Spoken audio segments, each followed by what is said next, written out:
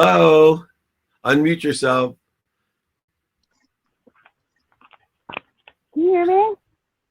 Yeah, I love when people have the COVID gloves on and then they're like taking them off of their mouth. Oh, I'm digging. No, I'm digging. No, you know me better than that. Yeah. Trying to see if I can. I'm having issues with my headset. Okay, so I kind of asked this question yesterday. Sorry, get dirt in my mouth. I asked you this question the other day, I think on the Friday thing. And basically, like, you know, all the different parts that I'm doing, eBay, Etsy, and whatnot. I've got this overlap thing down pretty good since what we talked like a week ago. With, you know, the kids and they're playing and getting my workout while I'm digging. So I'm kind of like doing a lot of overlap, creative overlap, adjusting.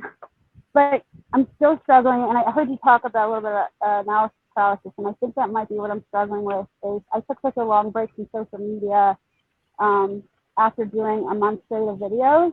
I think it just took a lot out of me because I was talking about a lot of really personal stuff to try to help people with anxiety and depression and whatnot. And that's an uphill battle on social media because a lot of stuff is blocked.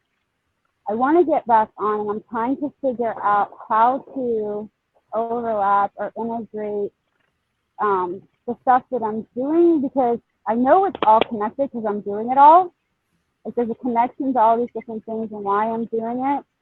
And I don't know if I'm just not seeing that connection and how that's valuable to other people, or if I'm really just scared to get back on social. Like, I don't know. I'm trying to kind of figure it out. So I didn't know if you had any advice besides just start. I know that one. Well, I think more than yes, just start is to stick to a certain message, right?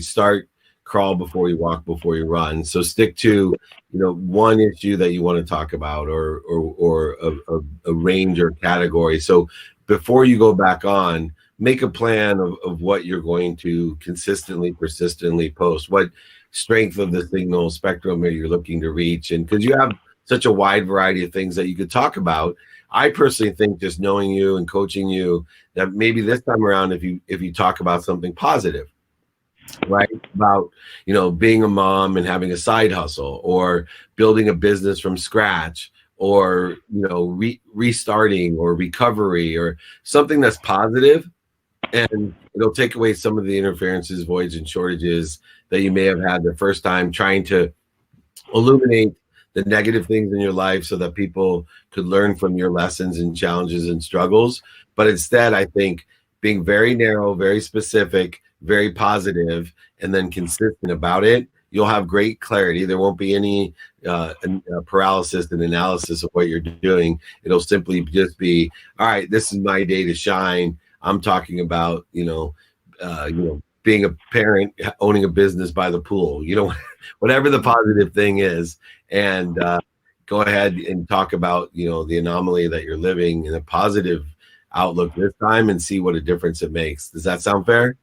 That sounds actually right on point, because that's where I started to get dragged down with the campaign. Because although I need to hear people's stories to help them through it, there was so much focus on the negative that the deeper I got into that campaign, the sicker I was getting, because I wasn't like replenishing on the other side, I guess, if that makes sense. So what you're saying makes perfect sense. It's kind of, and then that'll help me like with my question from a couple weeks ago about attracting like people, supportive people. That'll all tie that together. So that makes a lot of sense. I appreciate that. Thank you.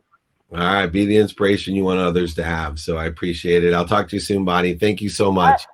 Thank you. Bye-bye. Bye-bye.